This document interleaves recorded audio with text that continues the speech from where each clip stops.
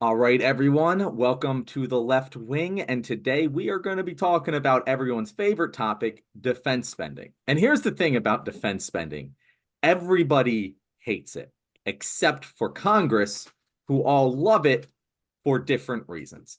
And it is this very big grab bag of just everyone being unhappy right now and nothing moving forward. But the House did pass a military spending bill. The bill was approved for $768 billion. That's with a B. And it just continues to increase and increase and increase, despite the fact that the vast majority of the American people, including the majority of Republicans, don't want it to increase, and 80% of Democrats don't want it to increase, which is crazy to see that this is the one thing that our Congress seems to be able to agree on, to just keep spending more on the military. That being said, there is some intrigue here because 135 Republicans voted for this bill, but 181 Democrats did. Now, that's confusing to me because my whole life, at least, there has been this facade that Democrats are less hawkish than the Republicans. But we are seeing Democrats now outvoting Republicans on defense spending increases. The primary reason for this in this particular bill is a couple of good things in the bill that we will get into later. I will give credit where it is due for, at least sort of being positive when they can be. But the reason that a lot of Republicans are pissed about it is because they don't want more money going to Ukraine. And to me, it's a broken clock is right twice a day sort of situation there. But I don't know. I know we've talked about defense spending in general on the left wing before, but I've never heard what Liz has had to say about military spending and the U.S. military industrial complex in general. So, Liz, when you saw this bill pass, what did you think?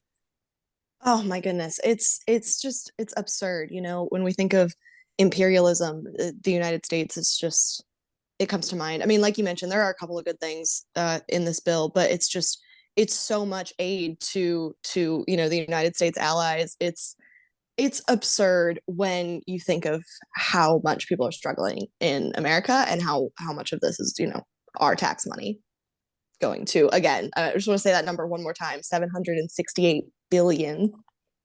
Would be It's crazy. It's a number that is so high it feels fake. Like it's just like when you have it's Yes. like Venmo money. It's like, oh well, this isn't real money. I can spend as much as you want. I'll Venmo you. It's free, and that's what it feels like the Congress treats the military budget like.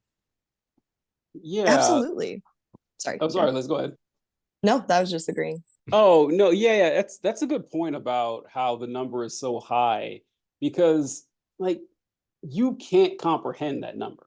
I mean, if I told you, like, out of nowhere to think of 300 billion, like the size of whatever the cash you would think of would probably be the same if I told you to think of 700 billion. You can't possibly fathom something that large. I mean, our human brains are amazing. Like we slide ourselves all the time, but we are a fairly intelligent mammalian species. But I mean, let's be real. We evolved to like run from lions on the African savannah and pick berries. We were never, constituted to count 10,000 of anything, let alone a billion of anything. And so, like, the budget goes up and we know it's bad, but we really can't fathom how big it is. And what I wanted to say about this was one, it's bad. I disagree with it. It's a good point you brought up with Ukraine because Republicans keep stumbling into the right position over the last year or so. It's so weird to see it happen because they pretend it bothered me with Ukraine because they frame it as they're anti-war. It's like, no, you're not. You're anti-war with Russia. That's what you are. But you are, sometimes right that we don't need to give all this money to all these nations over and over again. And a couple of them have stumbled across it with Israel and Palestine. That yeah, we don't want to help Israel because you're anti-Semitic. It's weird seeing them, trip on that stuff. But I wanted to tell a personal story about it. I deployed in 20. I was in the army. I deployed in 2014, and my unit went to the Jordanian-Syrian border, and that was when the Syrian civil war was popping off. And Jordan is our ally. And so the United States was worried that this civil war might spill over into Jordan, who we actually cared about. And I remember that was when I had my great awakening about how there was no real difference between, or no functional difference between the Democrats and the Republicans when it came to foreign policy. There just wasn't. And it's weird seeing it happen in real time. Like when you're there, it's like a comedy of errors, or a tragedy of errors, I suppose. We had the Pentagon had trained Syrian rebels to take out Assad, and the CIA had trained Kurdish militants in Turkey to try to take out Assad. So you had these two forces operating independently, both backed by the United States, and they worked completely independently from each other until Russia started attacking each of them. So whenever one of the units or one of the areas would like lose control of a region, the other one would fight them to take over. So we had two units that we were funding fighting each other. And I just saw this over and over and over again. I was like, God, like no one knows what the hell is going on. But what you mentioned about the Democrats and being on board with this too. Yeah, I mean, it's not news to you guys, but the reason that this happens is because politicians need money to get elected, and defense contractors are more than happy to donate to campaigns and get these people tons and tons of cash, and politicians get in office and they return the favor. They build tanks that never leave the motor pool. They build aircraft carriers we'll never use. They build the A-10 planes we never use. And it's just everyone knows this. Like it's not like a secret the government is hiding from us, but there ain't shit we can do about it. Like not as long as we have our current campaign finance system. And it's just a tragedy that we see year after year after year, but I don't see any way to stop it. I mean, the way to stop it genuinely, and this is just me, right? This is just the way I think that you stop it, is you run candidates who are single issue candidates on this one vote. As I mentioned earlier, 80% of Democrats are against increasing defense spending. And also 80% of Democrats are against want Biden to call for a ceasefire. I swear to God, if a progressive candidate just primaried any sitting Democrat who did those two things, who supported Israel and voted to increase defense spending on those two issues alone, and just agreed with them on everything else, I can't imagine they would lose. Like I can't imagine. Obviously, there's finance and everything else, but yeah, I can't. Yeah, but like progressive candidates win straight up, right, TJ? Like it's not like progressive candidates cannot win. We, as I've said before on this show, we have more elected self-proclaimed socialists in Congress than any other point in American history. We have found ways to win, and I feel like this is an issue that if we just start hammering, we can win with it, because the American people don't like this. They do not like that we spend so much money on the military for different reasons, but most of them are right. Like, as much as I don't like the people who are like, yeah, the anti-Semites who don't want to support Israel for anti-Semitic reasons, or the people who don't want to support Ukraine because they're pro-Russia, like they're at least arriving at the right conclusion. And most people end up arriving at that conclusion. So like it is very weird to me that even the most progressive of people don't really go after the military. It's strange to me. And not the troops, might I add, because I want to get to that later, but the military industrial complex itself, it seems like, could be the leftist version of whatever woke is to the right. I don't know. What do you think, Liz? Wait, can you elaborate just a little bit on that last thing? The leftist version of what wokeism is to the right. I mean, like a Republican, We just hate it. A Republican can get up at a campaign stump and just say, we need to get wokeness out of our country, and absolute cheers. You don't need to know what that means. You do not need to know what that means. You're going to get applause. I feel like a progressive could get up to any campaign stump anywhere in the country, even down in Alabama, and could go, we need to reduce our military spending, and rounds of applause. I feel like it's a very easy applause line that isn't that complicated for people to understand. Yeah, and I mean, I think you touched on it a little bit there. People who would critique reduction in spending would say something about it being towards the troops when, you know, like you mentioned before, we know that that's really not the case. It's not often going towards these individual people. It's going towards a lot of terrible things going on in a lot of different countries around the world.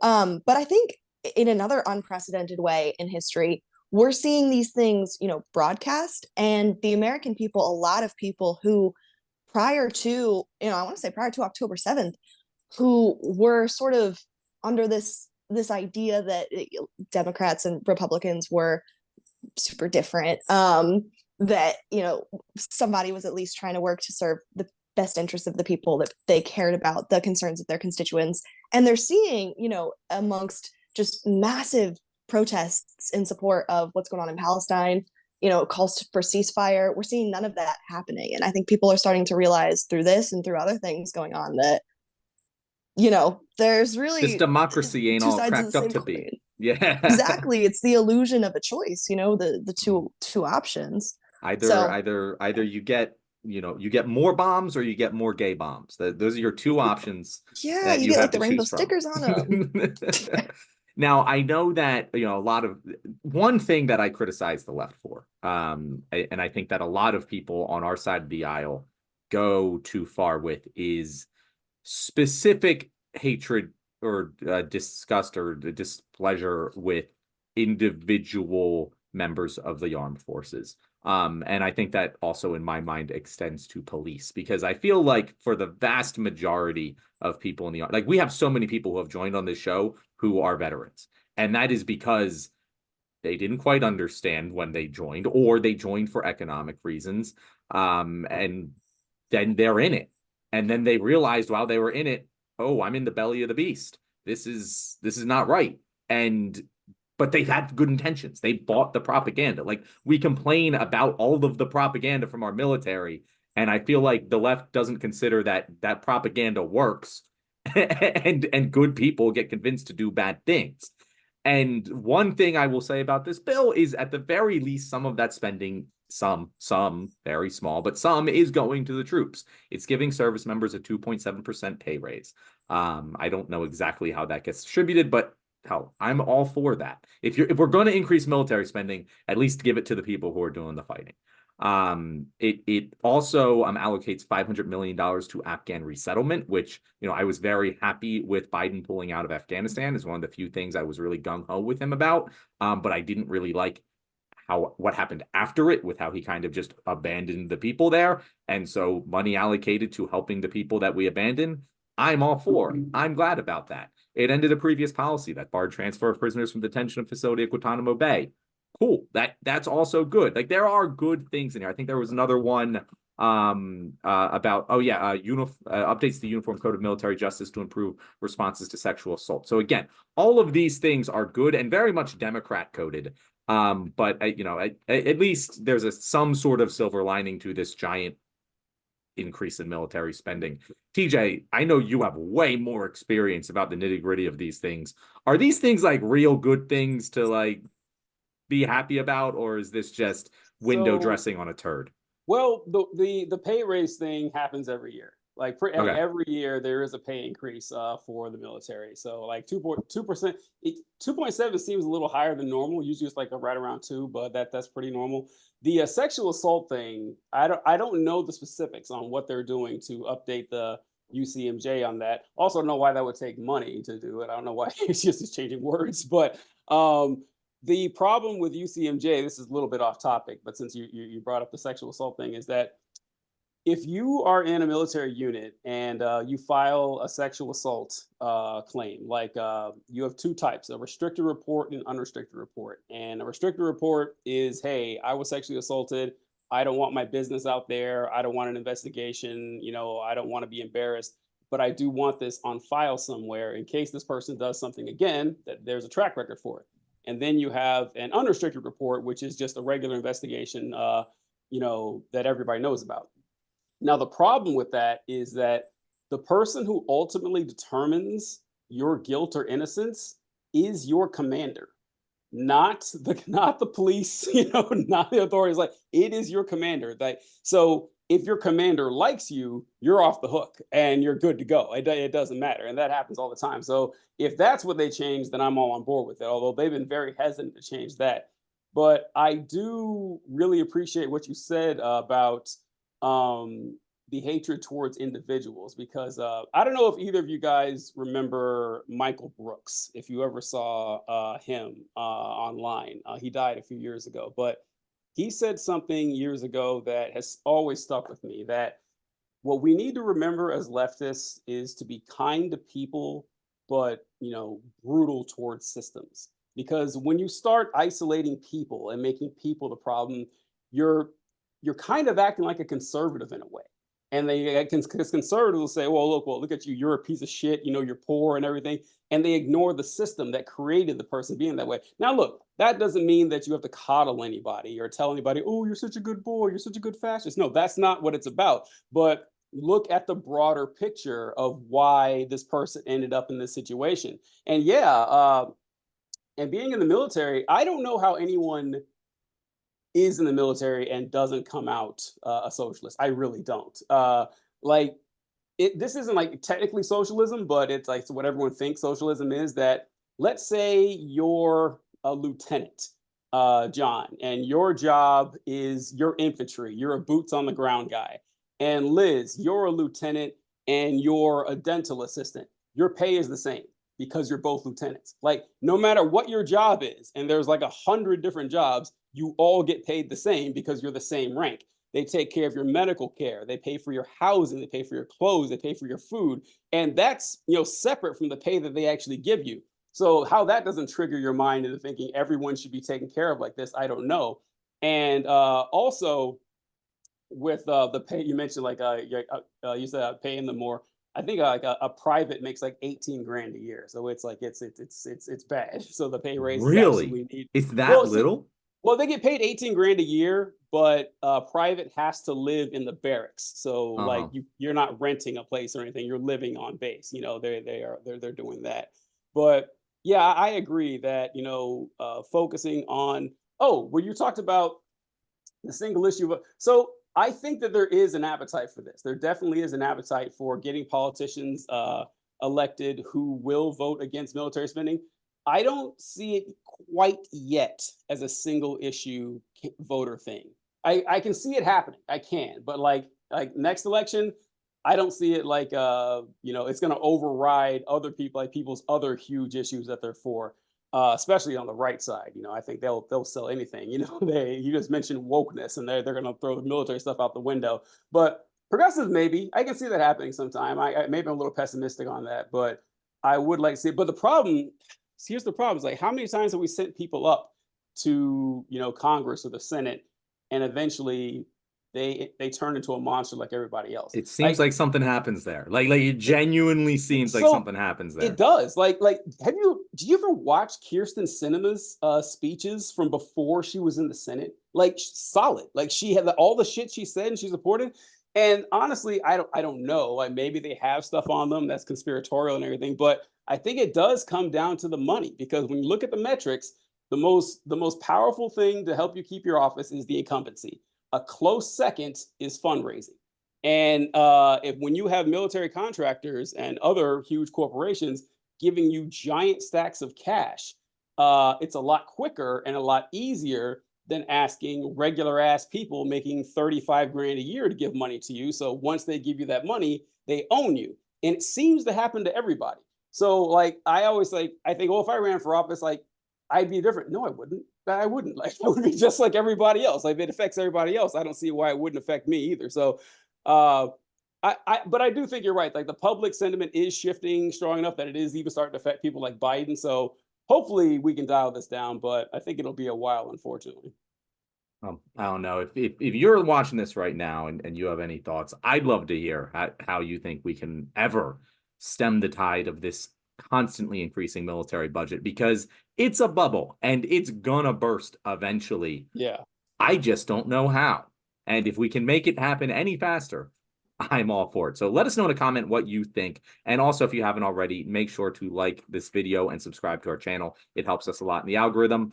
We will see you later this week with some more exciting topics. We're going to be talking about some satanic temples, so stay tuned.